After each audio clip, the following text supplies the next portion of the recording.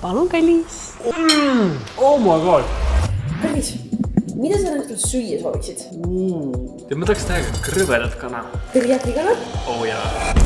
Kuigi Mihkli soov tundub väga keeruline, siis tegelikult on see pea sama lihtne kui praemuna valmistamine. Sa pead lihtsalt ühtlase paksusega kana kõigepealt kastma jahu sisse, siis muna sisse ja ime maitsvaks teeb selle Kikkomani panko.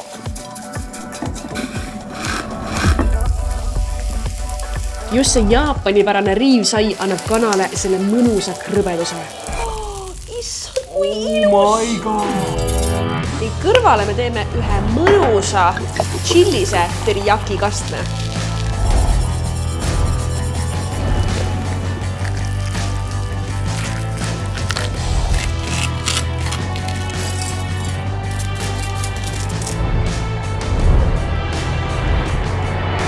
Toit ongi valmis. Lähme vaatame, kuidas mu musirullile mõitseb.